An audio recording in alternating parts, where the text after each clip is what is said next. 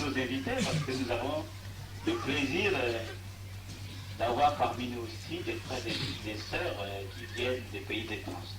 N'est-ce pas une joie? Si. Parce que Luzolo, d'après le terme même générique du mot Luzolo, signifie amour, c'est-à-dire aimer le prochain comme soi-même.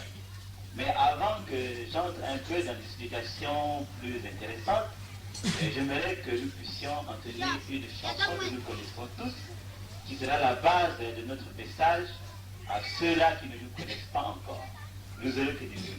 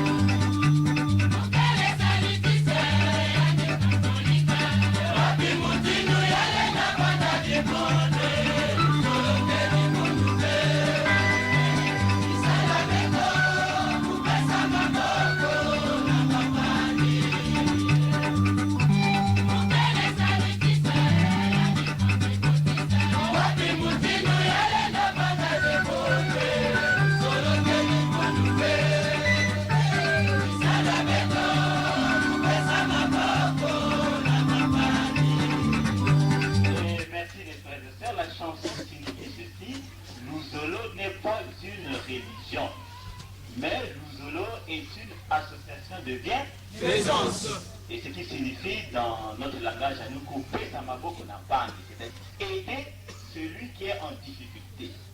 Voilà la définition du terme Luzolo. Luzolo n'est pas une religion parce que bien souvent le mot religion de nos jours a pris une signification un peu vague. D'après ce que nous avons appris dans nos écoles, qui dit religion dit prière. Quand on prie, quand on chante les louanges de Dieu, donc on est forcément une religion. Alors, en principe, c'est pas tellement ça. Parce que quand Jésus était sur terre, il parlait de Dieu, il enseignait la parole de Dieu à ses disciples, il guérissait, mais il n'avait jamais une religion. Mais Jésus avait un enseignement, une doctrine qu'il donnait à ses disciples. Et c'est ça ce que nous faisons. Voilà pourquoi, bien que vous entendiez des chansons, ou bien vous voyez des gens qui prient, ce n'est pas une religion, mais c'est, disons, un enseignement qui est à base de l'amour, comme le Christ l'avait dit ici, dans la parole de Dieu. Alors, vous me direz, mais si vous n'êtes pas une religion, mais pourquoi se fait-il que vous parlez de Dieu, vous chantez, vous prononcez le nom de Jésus-Christ, etc. Comme j'ai dit tout à l'heure, si c'était une religion, on aurait un temple. C'est vrai ou c'est vrai? Parce que partout, il y a la religion catholique, protestante et tout ça. On trouve des maisons d'église. Mais si nous n'avons pas un temple ici, c'est parce que la même Bible que nous lisons dit que Dieu n'habite pas dans une maison faite par les mains des hommes. Dans la Bonda. Pourquoi? Parce que les hommes, en tant qu'êtres humains, sont des pécheurs. C'est vrai ou c'est vrai? Dieu est saint. C'est un esprit. Donc Dieu ne peut pas être contenu dans une maison. Même Salomon, qui avait le privilège de construire à l'Éternel une maison, avait bien dit dans sa prière, Seigneur Dieu, les cieux des cieux ne peuvent te contenir.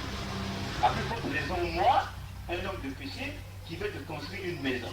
Sinon, au temps du peuple d'Israël, il y avait des temples, c'était seulement pour symboliser la présence de qui? De Dieu. Mais sinon, Dieu ne se trouve pas dans des temples, ni dans des maisons construites par des hommes, sinon ce serait le ramener à un petit esprit. Dieu est esprit. Je ne sais pas Si aujourd'hui un esprit veut venir ici, est-ce que nous, en tant qu'humains, nous pourrions voir cet esprit avec les yeux de la chair? Non. Parce que l'esprit peut passer à travers les fenêtres, à travers tout ce qu'il faut. Donc l'esprit ne peut pas être contenu quelque part. Voilà pourquoi nous ne pouvons pas faire de nous une religion, ni construire des temples, des églises. Mais la même Bible dit que là où 2 ou 3 sont réunis en mon nom, je suis où? C'est une façon de dire simplement que je ne suis pas dans les temples, mais je suis dans le cœur de qui? Dieu est en nous. Et si nous voulons le prier, nous pouvons le prier n'importe où. Même Jésus, quand il était sur terre, il donnait son enseignement ou bien au bord de la mer, ou bien à la montagne, ou bien quand il se promenait avec ses disciples, ou bien dans le désert. C'est vrai ou c'est faux? Même Jean-Baptiste, qui était en quelque sorte le messager qui devait préparer le chemin du Seigneur, prêchait dans le désert.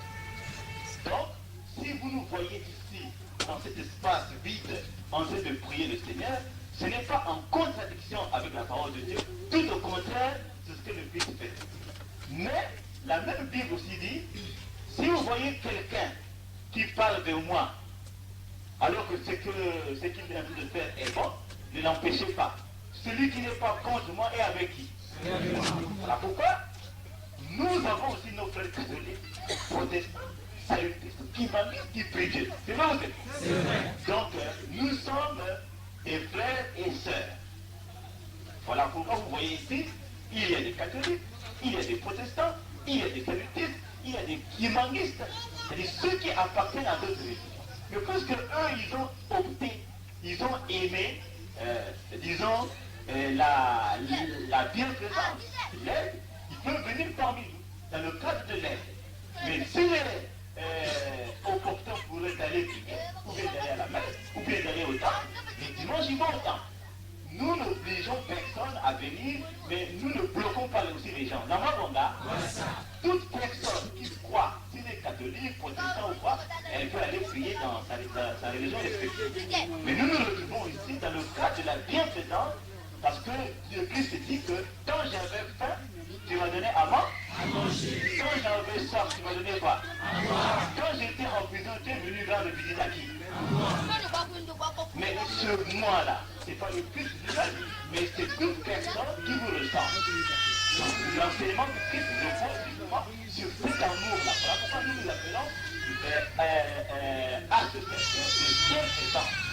Nous ne pouvons pas porter le nom de religion parce que nous avons plusieurs religions ici. Maintenant, quel nom nous allons donner à l'autre? Nous ne pouvons pas donner religion au pluriel. Puisqu'il y a catholique, il y a protestant, il y a salutiste. Est-ce qu'on peut donner une autre dénomination religieuse?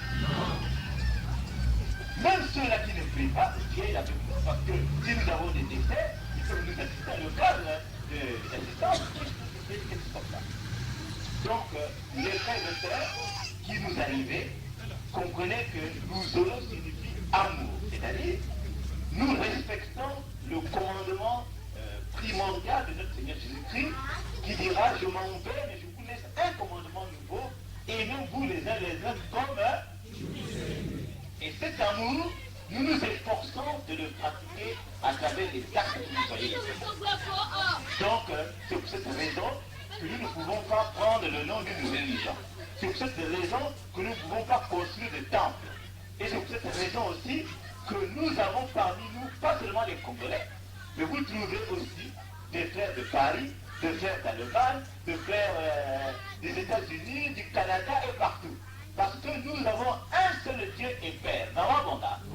Chez nous, dans la spiritualité, on ne peut pas dire que ce frère-là appartient à tel patron, tel patron. Non. Nous sommes les enfants d'un même Père et d'une même Mère. Chez nous, la division, il ne faut jamais prononcer ce terme-là. Si vous voulez être dans cette association, il faut venir avec l'idée suivante: je vais trouver mes frères en Christ qui sont comme moi. Que tu sois du nord, que tu sois du sud, de l'est et ouest, nous avons tous un seul Dieu et que tu sois du nord.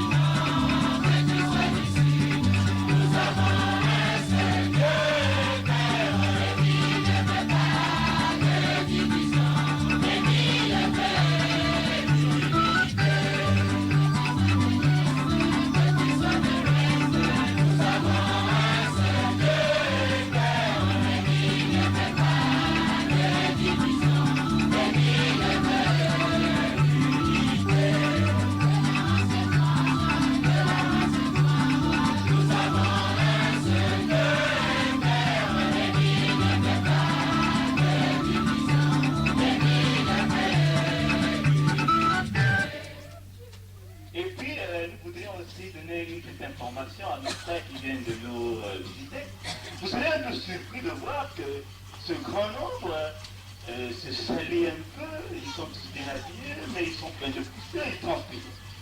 Qu'est-ce que ça fait à la spiritualité? On n'a jamais vu ça, des gens qui bougent. Qu'est-ce que ça fait là? Quel est ce Dieu qui prie? Alors que nous savons d'une manière générale que Dieu aime qu'on adore tranquillement, qu'on se mette à genoux, qu'on croise les mains et qu'on soit très poli, très respectueux. Mais quelle est cette affaire de boulot où les gens bougent, ça souffle, ça arrive, et d'ici là, peut-être vous nous verrez même prendre un peu de bière. Pour ceux qui viennent d'arriver, n'est-ce pas un scandale? Si. Ça fait cette affaire de spiritualité-là. Et oui, mais la même Bible nous dit, Dieu aime ceux qui le prient avec joie. Dieu aime qui? Ceux qui le prient avec joie. La seule façon de plaire à notre Seigneur Jésus-Christ, c'est de manifester la joie, puisque Dieu, c'est la joie.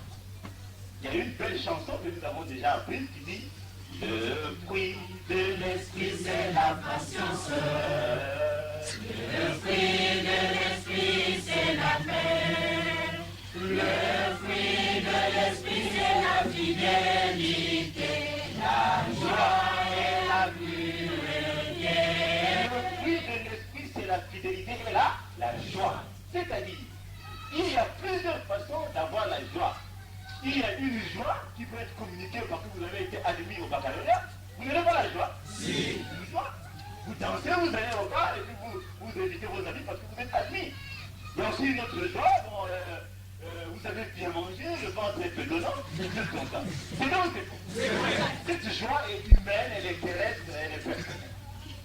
C'est une joie qui n'est que le fruit de l'émotion que vous avez vous-même. Mais la joie qui vient de Dieu est un don de l'esprit. Et cette joie, pour l'avoir, c'est Dieu qui la donne. Mais pour que nous l'ayons, nous sommes obligés de manifester à notre Dieu une certaine façon de nous comporter, de danser, de rire. Et cette joie-là fait du bien à notre Seigneur. S'il n'y a pas de joie, Dieu n'existe pas. Ça, il faut le tenir une bonne fois. Parce que beaucoup croient que l'essentiel qu'il y aille dans sa maison, se mettre à genoux, prier. C'est bien. Mais ce Dieu que nous prions est un Dieu de paix et de joie. Pour qu'il puisse être parmi vous, parmi nous, il faut à tout prix qu'il soit dans la joie. Voilà pourquoi vous nous voyez en train de bouger, en train de danser. Et nous appelons cette façon de bouger, cette façon de danser, le gambage. Comment le gambage. Vous pouvez fouiller le dictionnaire français dans la rousse, ce terme-là n'existe pas. On appelle ça un congolisme, si vous voulez. C'est-à-dire qu'il y a un mot et on a arrêté, voyez-vous. Donc, gambage, parce que le président fondateur de cette association était, dans les temps anciens, un homme qui aimait la vie, qui aimait bouger, qui aimait chanter. Et dans ses tournées, partout, il a entendu une belle chanson. Oh, Gambare, Polina, Tika, Gambare, oh, Gambare, oh, Gambare, Polina, Tika, Gambare, oh, Gambare, Polina, Gambare, oh, Gambare, Marie, Polina, Gambare. Est-ce que vous me comprenez? Il a vu ce qu'on appelle en termes de grammaire un suffixe, n'est-ce pas? Il a ajouté âge. Donc, Gambare, on enlève le PFR, on ajoute A, ça devient dedans.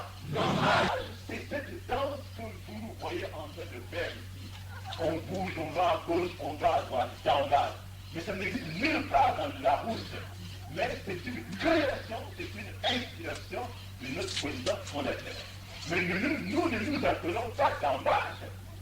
Si je vois ici les bandes de la capitale, un orchestre reconnu dans le monde entier, c'est eux qui nous ont appris la danse qu'on appelle la rumba. C'est vrai. Mais moi, avant que je sois avec vous, j'ai vu d'abord musicier chez les Bantous et je jouais de l'orgue. Mais il y avait la rumba. Donc, les Bantous ne s'appelaient pas la rumba. On les appelait les Bantous de mais la danse qui s'appelait la rumba. C'est comme nous. Nous ne nous appelons pas gambage. Mais la danse que nous avons s'appelle la gambage. Mais nous sommes sous l'application de Dieu. Et il faut dissiper cet équivoque-là pour empêcher que les gens disent « Ah, ouais, vous avez été là ». Mais il y a un campage qui attendait là. Donc c'est ça. Et ensuite vous direz, oui, mais ça c'est une invention de votre responsable, mais c'est public, oui. Le roi David était le chantre de l'État. Et il a composé beaucoup de psaumes. Et on l'appelait le bien-aimé de l'Éternel parce que Dieu lui avait donné ce don de manifester sa joie à travers les psaumes. Or, les psaumes, ce sont des gens, des chansons. Nous pouvons même aujourd'hui prendre les 150 psaumes et puis prendre les paroles qui sont dedans et puis mettre la musique et nous allons chanter. En leur temps, c'était chanter et réciter. Il ne nous est resté que des écrits et n'importe qui peut s'inspirer par un psaume et puis créer une chanson, inventer une chanson. Donc, ce que nous faisons est aussi biblique puisque le psaume 150 nous dit que glorifiez le Seigneur, vous tous, les peuples, les hommes, les vieillards, les jeunes, etc., avec des cancans, des tambourins, de l'orgue et tout ça. Vous n'avez jamais vu ça? Beaucoup de gens qui ont quelques confusions là-dessus. Et je ne voudrais pas le faire parce que si je me mets à parler de l'association ici, on mettrait des heures et ça n'en finirait pas. Mais je voudrais quand même, pour dissiper tout équivoque, vous dire que peut-être d'ici là, vous verrez des gens bouger, tomber, etc. Voilà. Et oui, c'est la joie de Dieu. Quand la joie de Dieu est en vous, l'esprit qui entre en vous, vous remuez un peu, vous secouez un peu. C'est un corps étranger qui vient en vous. D'abord, mais puisque nous, en tant qu'hommes de péché, nous ne savons pas loger l'esprit en nous. Donc quand il vient en nous, il pénètre, mais puisque nous sommes encore très lourds, il se fait un passage en nous. Et voilà pourquoi en venant en nous, il nous bouscule un petit peu. Et voilà pourquoi nous bougeons, nous tombons, etc. C'est pas de la folie, c'est pas de la magie. Parce que les gens vous disent, c'est la magie. Et d'autres disent aussi comme non, mais tant qu'ils ne boiront pas, ils ne pourront jamais être secours. Mais nous avons commencé à tomber ici. Est-ce qu'on a distribué la boisson ici? Non.